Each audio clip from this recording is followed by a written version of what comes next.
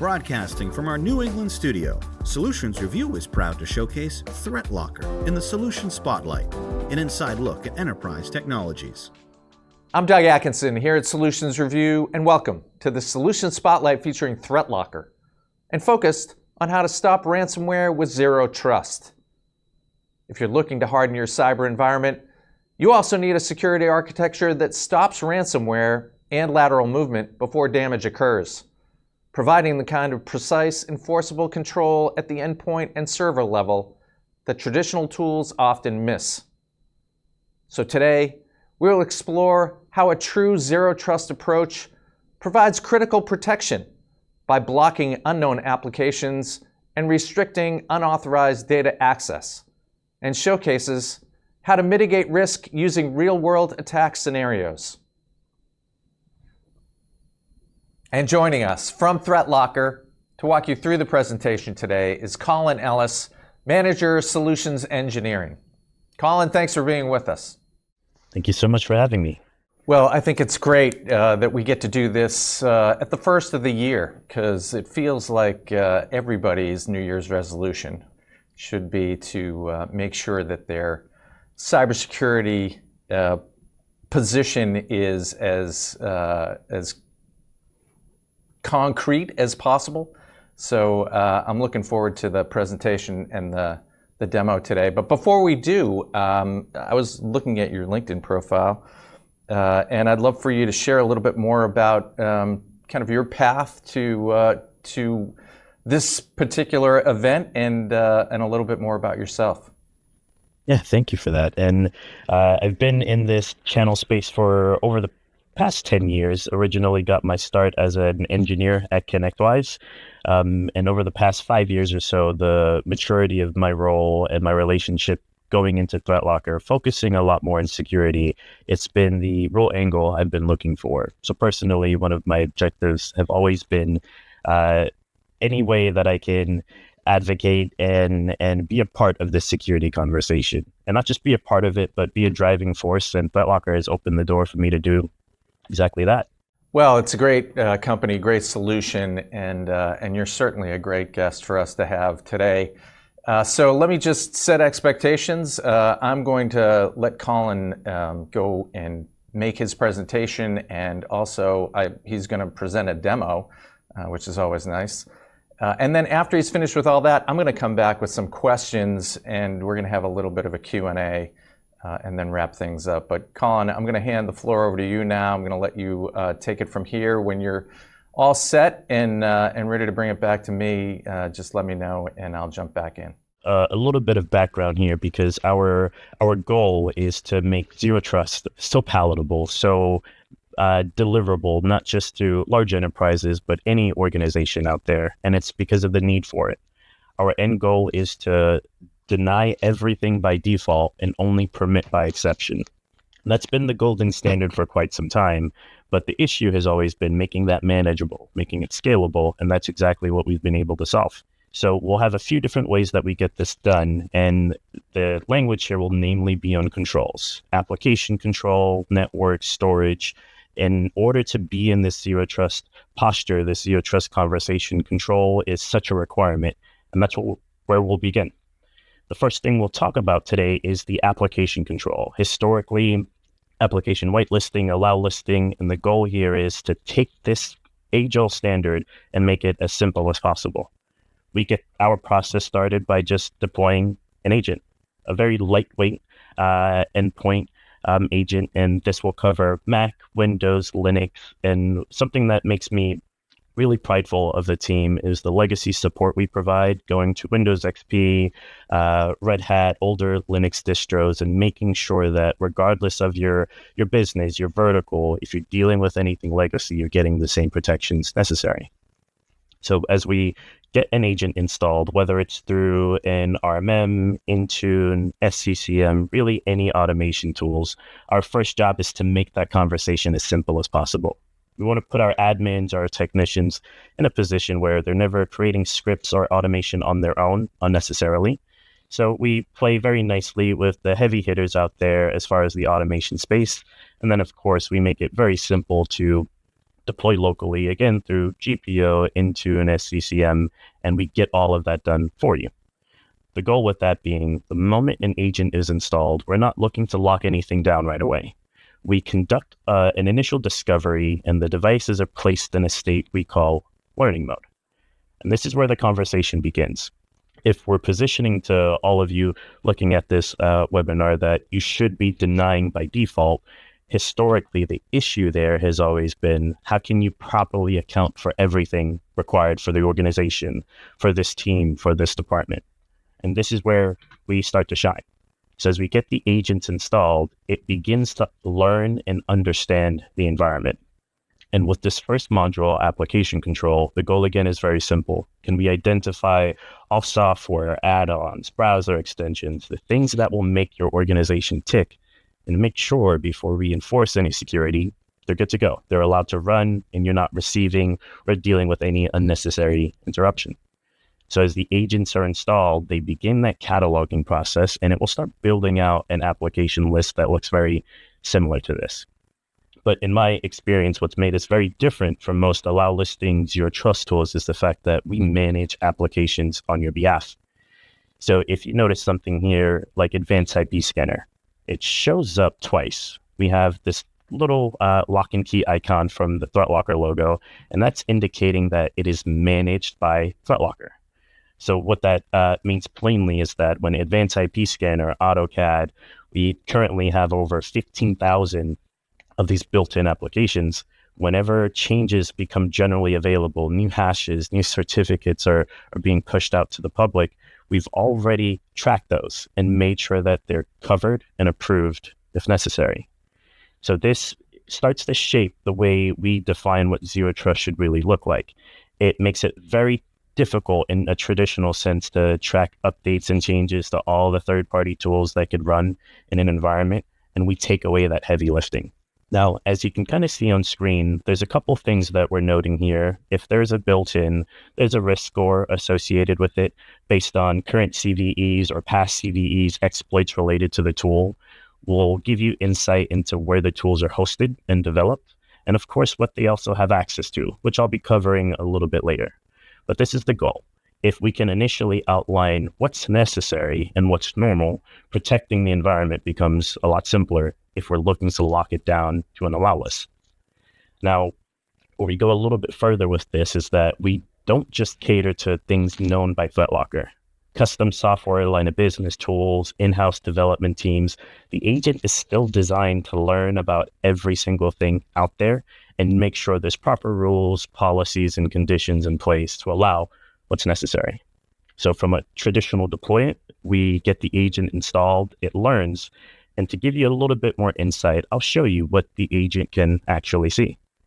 So what I'm looking at now is something we call the unified audit. So for everything that's happening, every transaction on those endpoints, a read, write, delete, execute, everything that it can see, it uses that telemetry to build out the policies in the applications necessary. So for this first example, I'm just going to filter down to this action type we call execute, just to give the team some extra context here. So whether it's a system level process, a third-party tool, initially, just by having the agent installed, any engineering, any security teams out there have this opportunity to hold not just the user, but even the system accountable for actions being taken. Every component of Windows, every third-party tool, your logging becomes very different from what you might be used to. And this is the data, the information the agent will use to build out those policies and make sure before we lock anything down, what we're doing makes sense. So moving away from the initial learning, once we're comfortable with what the agent has learned, we lock down the endpoints. But to make that even easier for the team, we want to make it very simple to understand what's necessary. We want your endpoints to be in this learning state for at least 7 business days at a minimum. And you're going to notice this little line here. This is the thing that really separates us from an application allow listing perspective, tying in the fact that we can learn about the endpoints and we have that direct auditing. We can actually simulate any enforcements that would transpire. In my experience, the reason why this becomes so relevant, so important will be you have to know how the agent, how your security tools will affect anything in production, anything in staging, anything in testing. And that's the thing we get to clear out right away. So we can make sure the security we're enforcing makes sense before we do anything else. Once that checks out, we secure the endpoints, and it's business as usual, team. Our job here is very simple. We're not looking to create any headache, cause any chaos, but we've already outlined what's supposed to happen, what software running is necessary. And the end of that is, again, we deny by default. So for this first example here, I'm going to pick on this piece of software called TeamViewer. And it's not because TeamViewer is a bad tool by any means, and it's quite the opposite. It's so reputable. But in my environment, TeamViewer isn't a remote access tool that's used ever. So we treat TeamViewer the same way we would treat malware or ransomware. And this first point of our positioning becomes so important. We deny by default. And again, even if it's known malware or unknown, if it's a 0-day, that's the change of pace. That's the separation between what the allow listing is doing versus traditional threat hunting, threat detecting. It doesn't matter if it's known, good, bad, or indifferent. It's are you necessary? So for something like TeamViewer, it's denied by default. Everything you see here, every pop-up, even the buttons are completely white labeled. You can customize that as you see fit.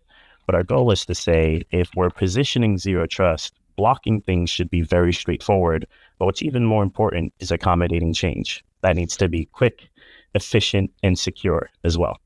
And I'll show you exactly what that looks like.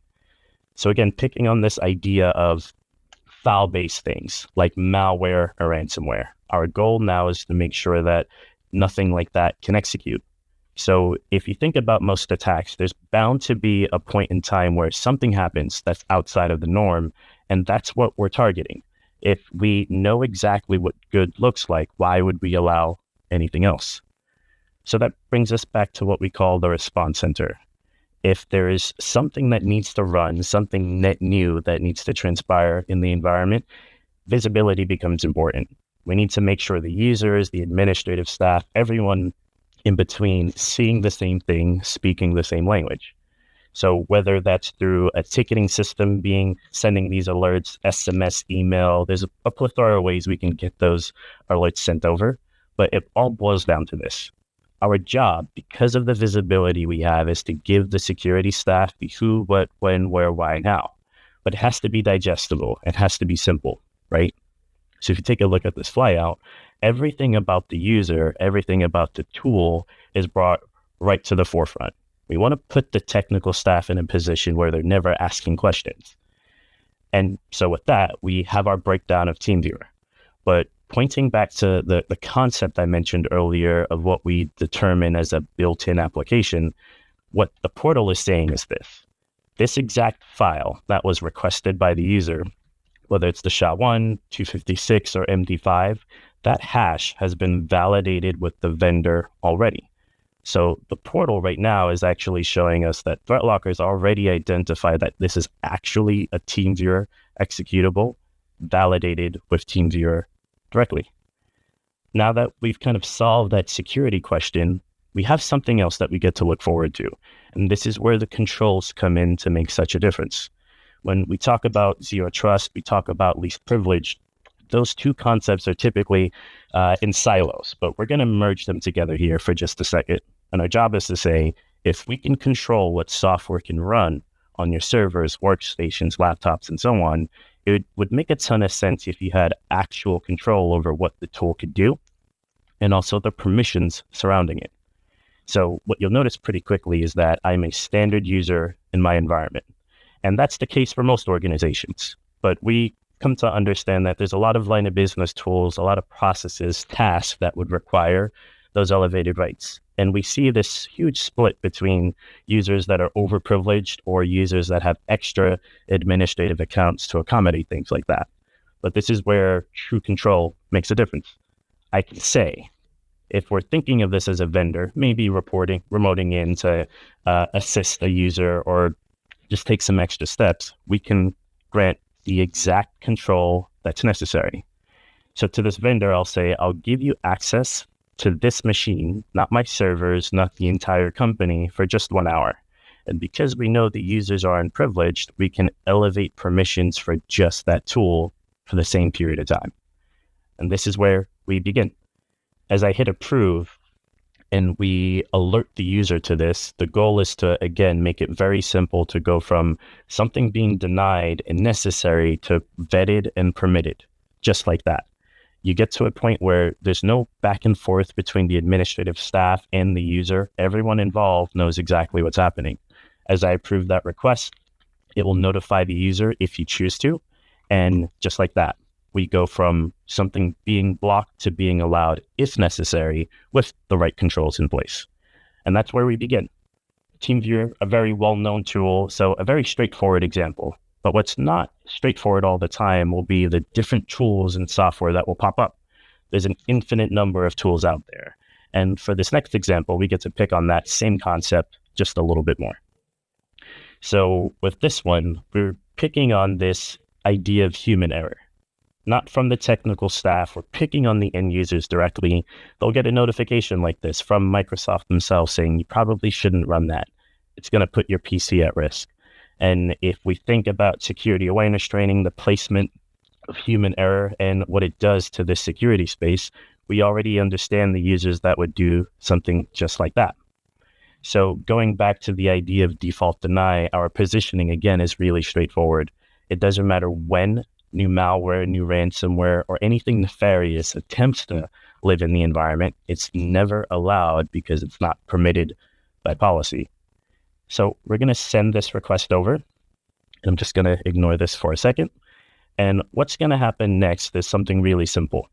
The alert will show up much like the first one did, and it's a very generic tool, businessapp23.exe. But the interesting thing about this example, it's that this is an ICAR file that we rehashed. There's this open source tool called Resource Hacker, and we're going to pick on the idea of antiviruses, threat hunters, and threat detectors for just a second. And what's going to happen here is this. I don't have any certificates tied to the file. It's very small. I just know that it has a file name and some of the hash information associated with it. Bare bones. We have a virus total integration, and as I click into that, it would attempt to do a little bit more. You get to see some of the detections around, not just from us, but all the other security providers out there with Max Secure and Secure H flagging it as something potentially bad. But we want our technical engineers, our technical staff to be in a position where if there's unknowns, they have the ability to validate that exactly. So baked into the portal, it doesn't require a separate login, extra set of credentials, is a cloud-hosted sandbox. And we refer to this as the threat center. And a lot of times when I have the opportunity to position it, I like to describe this as a traffic light system. And you'll kind of notice why right away. Across the top of the bar here, we have VT, our canary system, and a few different tabs. And their goal is to outline exactly what this tool, what this piece of software, what this process is doing to the machine. So take a look at this. Right before I actually launch it, there goes that integration to VT again, calling out the engines that have flagged it. But as I hit run now, we'll understand the reasoning of why we like to pick on just this idea of relying on threat hunters, threat detectors, and just generally threat hunting. It has to be known malicious. And this is it. So as the exe ran, it wrote that test virus bat file. But let me actually prove that point. We're going to go from right to left on this tab up here. And again, if we're positioning this as a traffic light system, the goal is to say for every engineer, everyone on the technical staff, from the most tenured person, the most experienced member of the team, to the greenest one, our job is to bridge that gap. How can you trust someone really new, really green to do due diligence that they're not very keen to in the first place? So we get that done for them.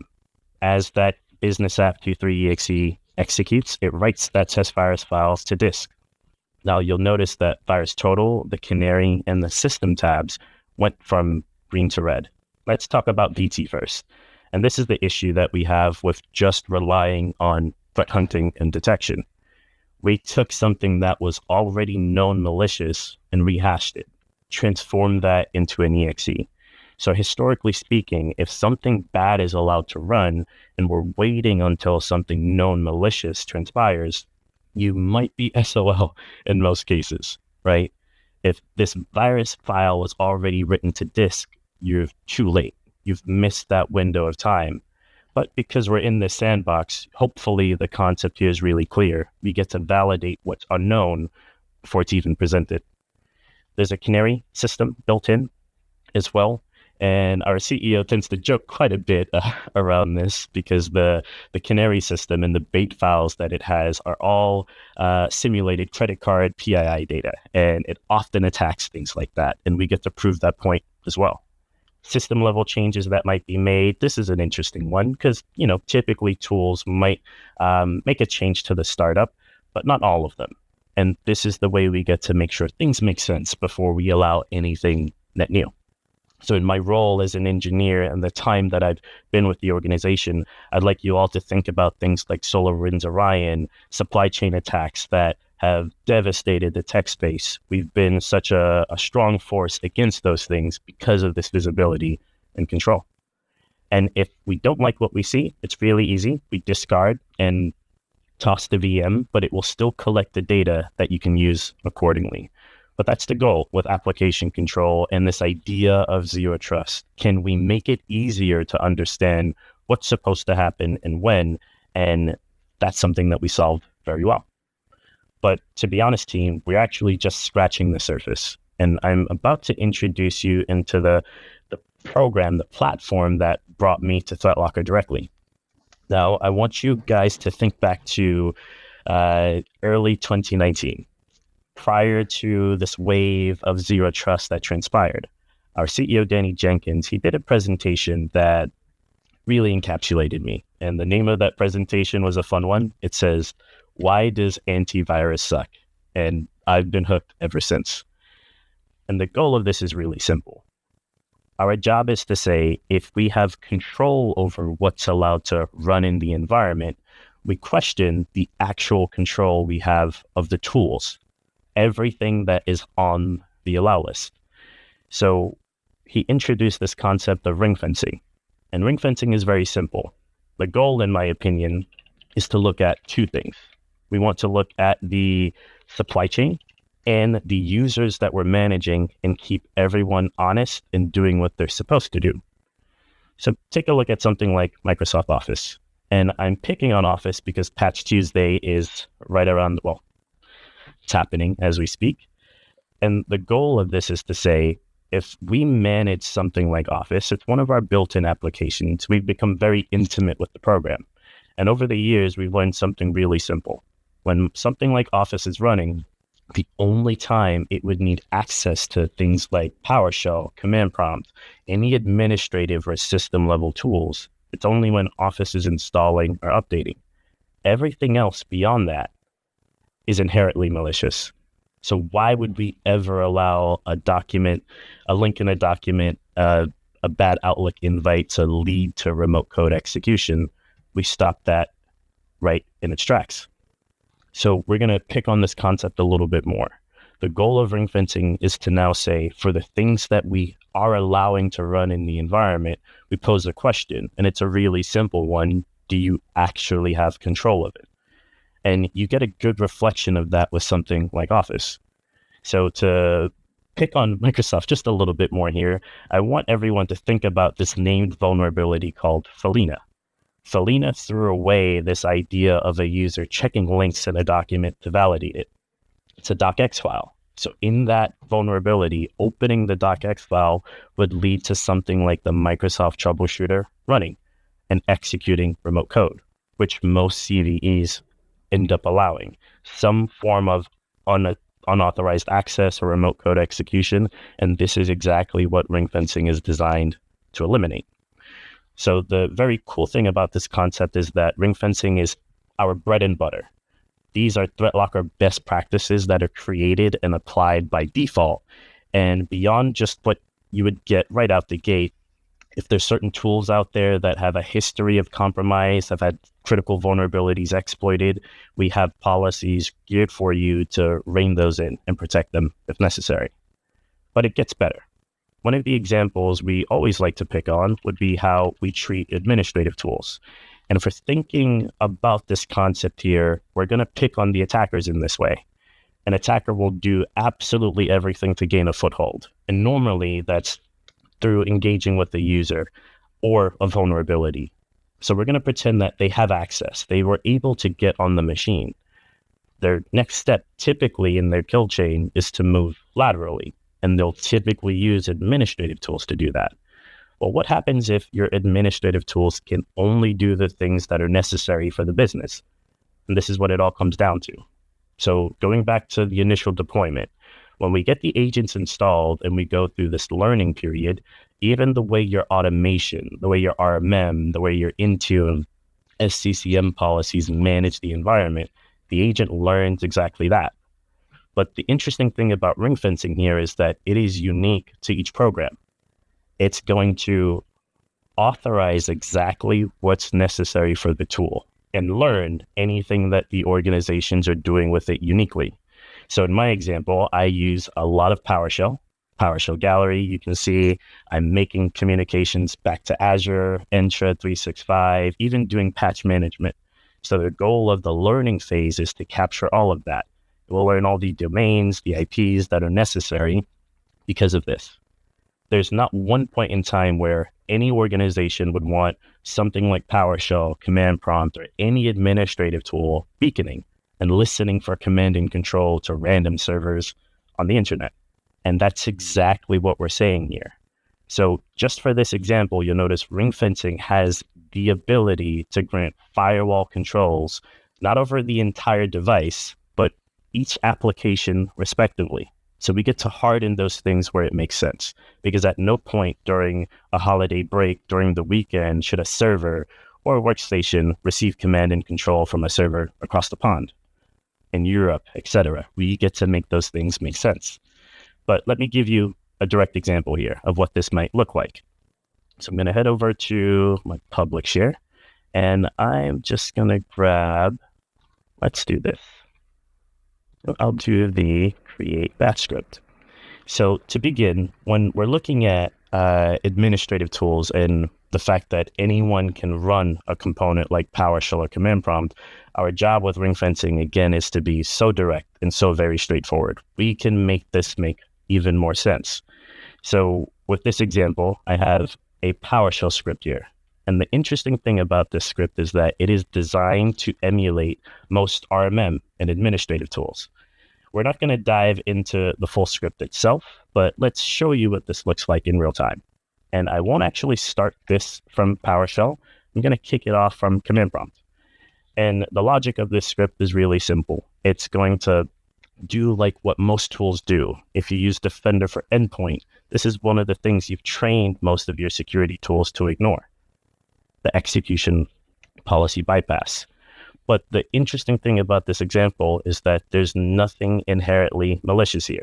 If you're in an organization and you allow something as simple as Google Chrome to run, guess what? Every time Chrome launches, it makes the same API call to Google.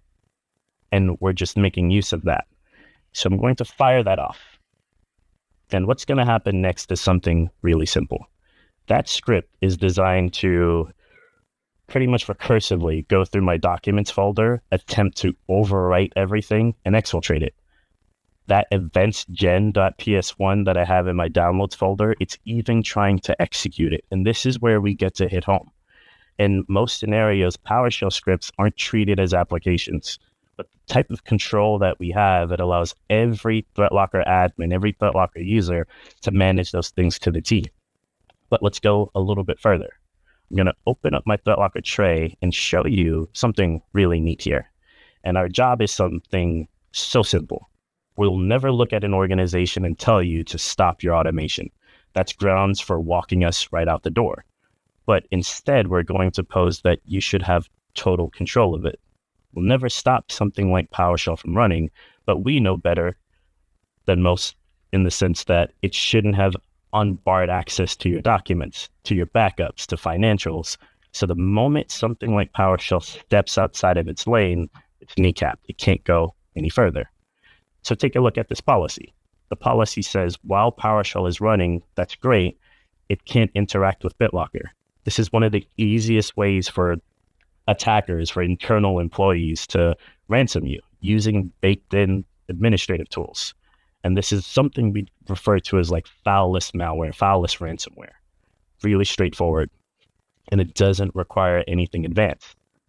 To go a little bit further, we're looking at not just PowerShell, most administrative tools, even if it's running at the system level, mind you, and we have the ability to determine what data sets it has access to. So a CVE is released, there's a new 0-day, our positioning again is even simpler. You know exactly what your environment is capable of doing at any point in time. So resting easy, resting assured, sleeping well, those are things most ThreatLocker partners end up getting after the fact, but it comes down to this simple idea. It is so much simpler for us to identify what's necessary than to try and threat hunt and figure out anything adverse all the time. We get to make the idea of security here a lot more straightforward. And it's really simple. We don't have to be next gen in any way. It's, can we take the age-old fundamentals and make them easier to manage, easier to adopt? And this is where it starts to come together. So we're going to piggyback on this idea of ring fencing, and I'll introduce a component we call storage control. And as an engineer for the team, I have a strong bias to this module, because in my opinion, regardless of the security tool and what it's designed to do, if it fundamentally cannot stop sensitive or important data from being encrypted or being exfiltrated, the security tool is rather useless. My professional opinion. So my bias to storage control exists because of that. It's very similar to ring fencing, but we're switching perspectives here. I can ring fence every single application, every single third-party tool. That might take a while. As a company, we do provide a lot of those things for you out of the box, but you get such a quicker win with storage, in my opinion. And let's take a look at this. So with storage control, it allows me as an engineer to address one of the biggest security inconveniences of Windows, and that will be NTFS permissions. I will live and die by this opinion. And it comes down to something like this. For every organization out there that manages Windows machines, I'll be the first one to say there's no such thing as immutable storage on a Windows device, regardless if your devices are air-gapped or not. And that's because of something like this. So I'm going to dive right into properties, and we're going to look at this general fundamental here. And I know my resolution is a little bit wider, but we'll make sense of this. So you'll notice the system user, full access to everything in the share. My user Bob also has full access. So ThreatLocker isn't leaning on NTFS permissions at all, and that's important. Why is that? Because as I attempt to dive into this location, as much as GPO, as much as NTFS permission says my user has access, that doesn't make sense to us. It doesn't incorporate this idea of actually being least privileged. And this is how we change that. From the moment we install the ThreatLocker agent, just to give you a better perspective here, we monitor everything, anything that touches your data, removable media, the critical storage locations, and you'll get to see that. So just as a quick aside, if I dive back into our unified audit, I'll show you a couple action types. We're going to focus pretty quickly on read, write, move, delete, and I'll dial this back just a little bit. So retention really depends on your licensing and things like that. But just to put it into perspective, again, you get to hold everyone and everything accountable for the actions that they've done. So in the demo so far, when I attempt to touch that finance location, that's entrusted access. My user account is designed to be there, but the programs that I'm using don't make a ton of sense. So let's break this down a little bit more. With storage control, you have this innate ability to determine not just the user, but the actual processes and programs that should be able to touch that data set. So what if you have this ability to say your SQL servers can only be managed and affected by SQL? What if your backup repositories that are on-site, that are physical? What if you had this ability to do something like this? In my example, my backup share, it exists. I use Veeam in my demo environment, and my policy says absolutely nothing outside of veeam.exe has the ability to read and write and affect the integrity of that location. What would that change for your organization altogether? And this is it. Our job is to say it doesn't matter what transpires in the network. If a user is compromised, if the identity layer fails, if there's a vulnerability for a third-party tool, or even Windows itself, we understand the only thing that should touch this data is the tool responsible for it. And that's all we allow. And that's where we come back to making the fundamentals as easy as possible. From a policy perspective, we offer the majority of things that you'll need templated out of the box. We also have a community where all of our MSPs, our enterprise companies, collaborate and share those ideas. But even if you're not sure, this is it. It's the agent's job to tell you exactly what's transpiring. So all you need to do at a high level is tell the portal, tell the agent what you're interested in protecting, and it will do the rest for you. It will use all the visibility that it's brought in, and you get to make sense of who and what should have access as well. So stemming from this example, some low-hanging fruit, we do things like USB control removable media. Because of the nature of the portal and how we manage policies, integrating through AD, Entra is baked right in. So we get to make that side of the security conversation a whole lot simpler. And based on the time that we have, we'll pick up the pace here a little bit with the last of the modules. And this next one that we'll introduce will be something called elevation control. Now, I gave you a quick example of this when I elevated the TeamViewer install at the very beginning, but let's talk about this a little bit more. Now, because we have this module, it is defined as a privileged access management tool due to its nature. So with things like Sage, QuickBooks, any third-party tool or line of business tool that requires elevated rights for the tool to execute or run, it gets to fit the bill. One of the biggest positioning points that we can give you is the fact that we have built-in applications. But what does that mean? I'll give you a quick example with something like Notepad. So if I'm a developer, if I'm a power user, and I need something like Notepad to be able to run with elevated rights, just to kind of reinforce this fact, I'm not an admin on my computer. I, however, can request it dynamically. But because we have this policy control, and I'm going to hit very hard on this concept as if you become a ThreatLocker user, you actually have control over what's happening in the network and on the machines, and permissions rolls right in. So if I need something like Notepad++ specifically to run with elevated rights, think of the Dentrixes, think of the Sage, the AutoCADs, etc. Those installers, whatever it may be, we can fit the bill to the T. And because we manage these applications, when Notepad goes through Patch Tuesday, there's a new version available, guess what? It happens dynamically. But we get to tie things together. Most privileged access management tools are not security tools, in my opinion. And the reason for that, they're granting convenience.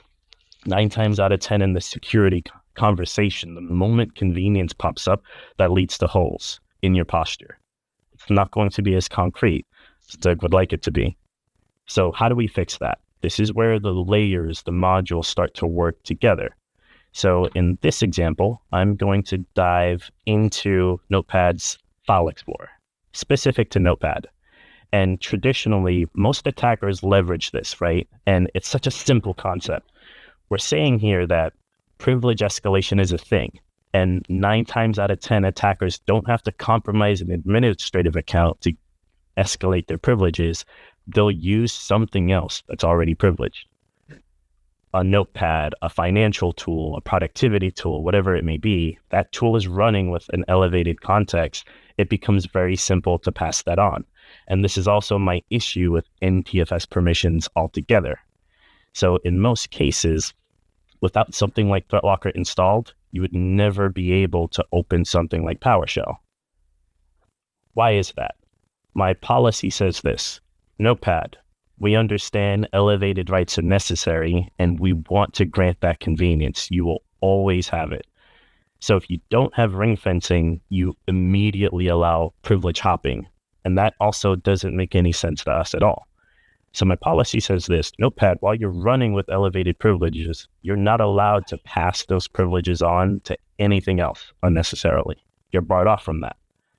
And that way we get to eliminate any threat, any risk of lateral movement. And again, you get a nice layer of ring fencing. So team, with the time that we have, a couple more things, especially for the admins out there, the technicians, you get what we call a maintenance mode. So whether it's through our mobile app, which most of our technicians would use, they scan a QR code, they get to use these maintenance modes on demand. And one of those maintenance modes, because of the PAM tool, will be something like elevation. So what I get to do now is this. If I need to elevate a task, a program, or every single thing I'm doing, because maintenance is actually going on the endpoint or the server, we want to put our clients into a position where they eliminate all those local admin accounts. For us internally, we don't have any, and that's because we can do this on demand. So if you notice that keep alive on the bottom right-hand corner, really simple. If I need something like an elevated command prompt, elevated session, I can make that happen on the drop of a dime. Again, our job here is not to be next gen, but can we take those age-old fundamentals and make them palatable, digestible, and efficient? And that's where we really excel. So team, so far we've covered what we call the base controls of ThreatLocker. I am going to speed it up here just a little bit to give everyone an idea of some of the other modules. And we're going to finish off with network control, web control, and a couple of what you see here. So now for the next one, network control. By design, by definition, I should say, network control, it's a centrally managed endpoint firewall. To give you an idea of the logging that you'll have, it's all inbound and outbound traffic, both on the LAN and WAN. And if it hasn't struck you all just yet, one thing I will say for sure is anything you can see in this audit, it's something you'll have total control over. But why does that become relevant or important for you at all? Think about the story we've been telling. We have looked at the endpoints and with the allow list defined exactly what software is allowed to run. We've taken that a step further with ring fencing, restricting those approved tools and only allowing them to do what's necessary. We layer in elevation, the PAM tool, and then now storage. We've really eliminated the threat vectors, reduced our surface area of attack so dramatically. But network control finalizes that, in my opinion. And it's because you get to look at the actual network and make it do the dirty work for you. What do I mean by that? Because it's a centrally managed endpoint firewall, any engineers out there thinking of like Windows firewall, you know without a doubt that there are a ton of points that are typically open. But we get to make that a mute point. So take a look at this. I'm on a small demo. I have a domain controller, 3 client machines connected in. And like most organizations, if you're an IT admin and something like RDP is necessary and active, you're able to remote in. If your administrative account gets compromised, that door is open for most people, even if it's just active and available on the LAN. Now, let's look at what this policy is saying. We give you the ability to manage ACLs based on IPs because it's a firewall, but we need it to be valuable here. So what we introduced is this concept of objects, and objects are any ThreatLocker device, group, or tenant. So what's going to happen now is this, because I'm not allowing any traffic based on IPs, I'm only doing it based on my device groups and my actual endpoints. Just to give you a quick visual here, I could RDP in just now, but within 60 seconds or so, especially if this monologue here has been long enough, you'll notice a quick difference. Moving forward, I wouldn't be able to touch that asset, that piece of the network whatsoever, because I don't belong there. I'm a part of the organization, but I have no business RDPing into servers. And that becomes so important to what we do. We can look at any organization and say, unless you are a company asset, you have no business having access to the network. And in this case, again, we layer these things together. If you can't access company infrastructure because you don't belong there, we're in such a better place. But let's say you are. Think back to the examples. If I'm allowed to be in but the tools I'm running shouldn't have access to backups or SQL databases. We've covered that.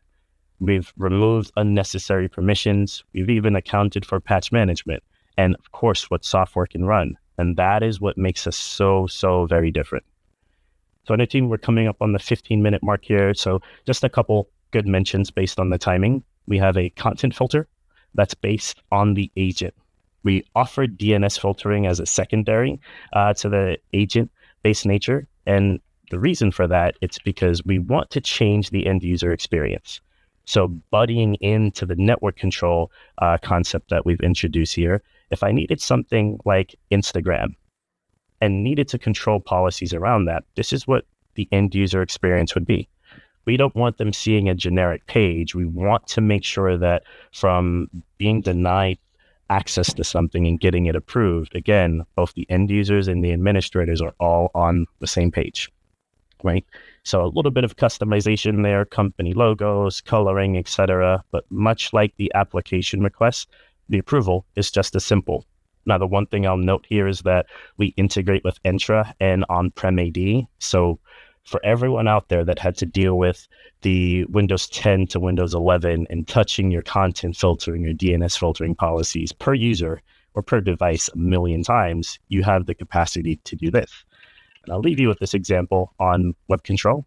We could say, if you're in marketing, no matter which device you log into, Mac, server, Linux, whatever it may be, you're cleared for something like Instagram or all of social media moving forward. And instead of there being this general back and forth between the admins and the users, everyone will know when something is approved and how it's supposed to work. Yeah, that's where we come around to tell this story. The last couple items here, we have a tool called Configuration Manager. It is designed to be your input into a GPO. Instead of you having to manage multiple tenants and rebuild the same policies over and over again, especially for the MSPs out there, wouldn't it be really useful if you could set something like password complexity just once across every single device you manage from now till the end of time? So what we're looking to do with config is eliminate the back and forth, the typical double entry, the work that everyone has to do time and time again for the new sites and new endpoints that you end up managing, especially during M&As. It's a compliance tool at that. Everything that we bake into this component called Configuration Manager will tell the tale, how well your posture really is. And again, it's our job to make that gray area as straightforward as possible, and then give you the ability to say you're not meeting compliance or the frameworks that you're attempting to adhere to, and give you the ability to solve that immediately. The last thing I'll introduce is our EDR. Now, at the beginning and most of this presentation, I've been picking on this idea of threat hunting, threat detection, but the important thing is it's necessary. It's just the layer and when they become relevant. So like any other EDR, we'll do the no-brainers, the simple things, right? Of making sure you get those IOCs, it follows the MITRE ATT&CK framework, and like anything else, it's active for you right out the gate. But what's very different for us is this. We want you to have an understanding of what ThreatLocker thinks is relevant, thinks is important, but for every organization, for every member of the security conversation, we've seen it all. So what if you had the ability to use what you thought was relevant and build alerts and policies around it? Something like employee exfil. When those 2 weeks notice get put in, you're typically tracking data after the fact. What if we could tell you, based on the telemetry we get from all the modules, exactly when that's happening, right? You have this ability to build custom detections to the T, exactly what's relevant to your team, your department, your organization. But this is the icing on the cake, so to speak. Instead of just giving you and your staff more work to do, what if we could still trigger those alerts, but you get to fully remediate in any way you see fit? So if an end user has detected exfiltrating data, wouldn't it make sense to be able to immediately stop that, isolate the machine, or enforce any policies you think would be necessary? So as the very tail end of it all here, Detect, our EDR, it's only half an EDR if I could portray that in a very positive way. It does exactly what you need it to do, but the other half of it is reining in all the controls, all the telemetry, and making it so much more useful. That is all I had for you and the team today. Thank you so much for the time. Well, I tell you what, I wouldn't mind if you kept going. That was a great demo, and I don't know that we have a lot of questions. You've answered so many, but I do want to dig in on, I mean, the obvious question, certainly from Solutions Review's perspective, is everybody has something, and I'm sure you see this all the time, right? Everybody is dealing with cybersecurity in some way, shape, or form. Somebody sees this event, they're impressed, as I was, with your demonstration, and want to think about exploring, transitioning, getting to that next level, maybe having a different security posture. What can people expect? I mean, how complicated is it? What's the path? I mean, if you walked folks through this not only this introduction that you've done, but then taking them through the path of transitioning to ThreatLocker, what can they expect? Really good question there. And the very beginning of it is that we want you to deploy agents. And the quicker we get endpoints installed, everything is passive. A lot of our training, a lot of what would be new to an organization is dealt with on the front end. Because we like to make sure that as we address the culture change that we are, because that's the first thing we like to break down. It's not just this idea of solely threat hunting, threat detecting, and being a little bit more reactive. We shift this conversation and we become very proactive on the other side of it. So that is the first wall we attempt to break down, being more on the proactive side. But as far as the workload, time to go live, and just general expectations there, the automation, the way the agent learns, and the way we kind of walk through our guided implementations, it removes all that stress, all that pressure from the technical staff out there. Because as an engineer, my job is to actually walk through the implementation side by side with our clients while everyone gets up to speed. So luckily, I also happen to be one of our instructors for our training, our boot camps and things like that. So the goal here is to say, getting the product implemented is straightforward. Training the team and extended training tends to be what's a little bit more difficult.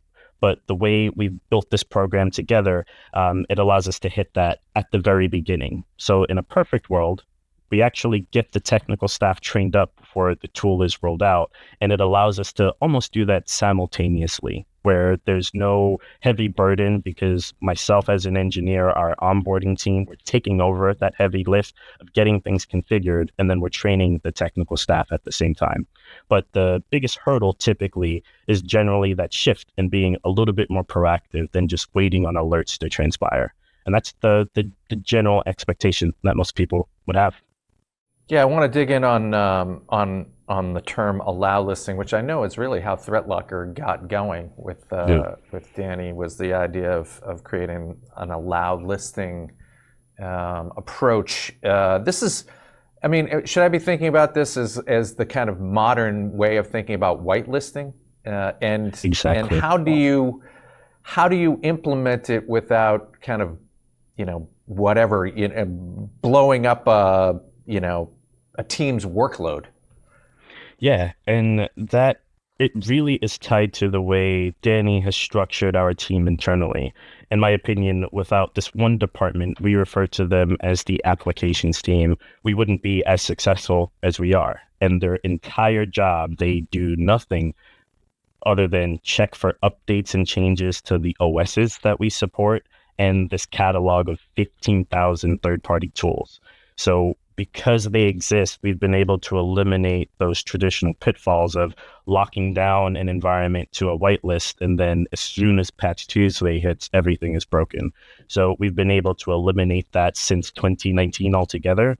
When I joined the team, that built-in list was around 300 applications, plus the main operating systems at the time, which were just a few Windows 10 builds. But to give you a quick visual, as of today, this is what we cover. So from Windows XP to current, everything in the operating system is managed by ThreatLocker and approved dynamically, plus those third-party tools in that built-in catalog. And we do the same for Mac and Linux as well. And that is what traditional whitelisting always, it evaded most people, because you'd need a department, you'd need a staff, not to just track Windows and the different OSs tied to Windows, but leading on to Mac and Linux as well. And that's where we simplified it. So it's really straightforward. We deploy everything required for the operating system is already allowed and covered by default. And we learn the deltas in between without any admins having to take on that backbreaking work. The largest threat, it feels like right now in cybersecurity is agentic AI, and the way that ThreatLocker has emerged really since the pandemic, as you well know. But now, where the pandemic created this need for remote work and remote access and the complexities around that with regard to securing the network, we now have this ever-present, ominous threat of agents that are, incredibly sophisticated at trying to find vulnerabilities.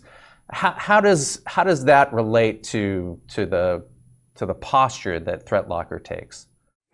No, that's an amazing question. And because we treat everyone and everything the same, including AI, it's the simplicity of going to deny by default.